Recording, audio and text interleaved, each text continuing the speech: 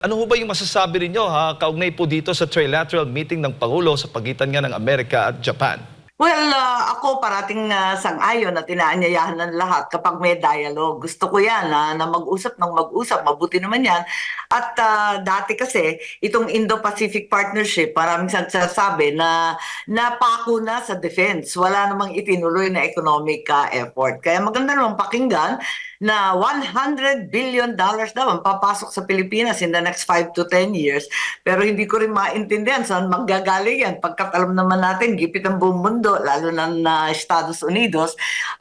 Ganun pa man, mas maganda naman na may pangarap tayo na bibigyan tayo ng konting investment at sinasabi magkakaroon pa ng Luzon Corridor. So mabuti naman to, yun nga lang, merong nagsasabi din na baka naman itong malalaking perang ipapasok para lamang para sa kapakanan ng mga Amerikano at itong donation ay magiging dahilan para makialam sa ating bansa. Yung donation kunyari, yung pala, ito yung pinto para mag-foreign intervention. Yun lang kinatatakutan natin. Mag-ingat lang tayo na mas papakinabangan ng Pilipino kesa sa kung sino-sino dyan sa labas. Pero ano pong nakikita po ninyo? Posible ho ba itong makatulong din na mapaibsan yung issue nga dito, yung tensyon natin dito sa pinag-aagawang teritoryo dyan sa West Philippine Sea?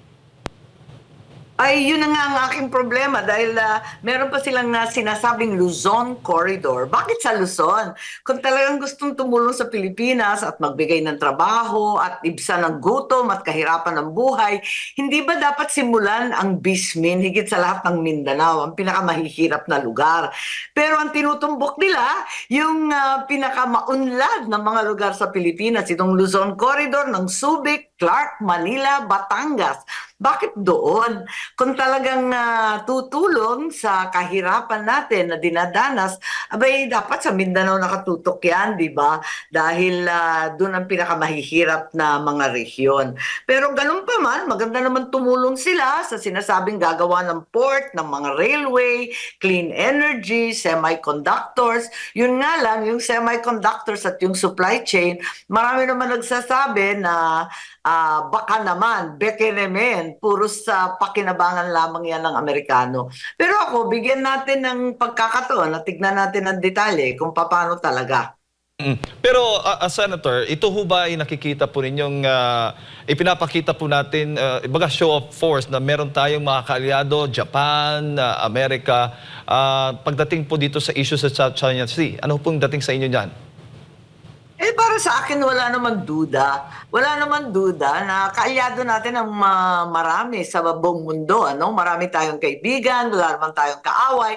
Ang problema lamang, huwag tayo aasa sa mga kaalyado. Nakita na natin yung sa Ukraine, nakita natin yung nangyayari sa Gaza, sa Israel. Talagang may hangganan, maski kaibigan, maski kaalyado, uunahin nila yung sarili nila. Pag nagkakagipitan na sa sarili ng bansa, uunahin nila yung kanila. Siyempre naman, natural lang yun. Kaya sa hunot dulo, ang magtatanggol pa rin ng Pilipinas ay walang iba kundi Pilipino. Yun ang ending. Kaya parati akong nananawagan na kinakailangan, katulad ng panahon ng tatay ko, yung original na President Ferdinand Edrelin Marcos, ay pagtibayin muna natin yung self-reliant defense program natin.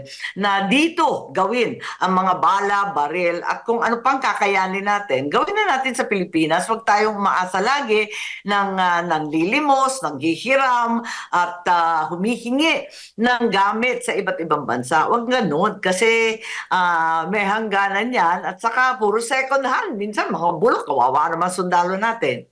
Makakatulong din ho ba itong trilateral meeting na para sa AFP modernization din na Ma'am Aimee? Well, para sa akin, nakakatulong talaga. Unang-una sa dialogue, ano? Talagang malaking tulong yan at malaking tulong talaga sa ating capacity building ng ating mga sundalo. Kaya lang noon, sinasabi nila, pag alis daw ng mga Amerikano, hindi naman iniiwan kundi yung mga bulok na truck. So sayang daw yung natutunan nila. Pero palagay ko, iba na ngayon eh. Kasi last week, di ba, yung pinakamalaki na multilateral exercise na kasama ang Amerika, ang Japan, pati Australia, talagang nakakasindak. Yun nga lang, nasindak rin ang China. Wag naman natin na awayin ng China. Hindi naman tayo inaaway kahit nang bubuli ng mga isda, kahit nakakainis na sila. At talagang importante pa rin manatili ang kapayapaan sa ating bansa.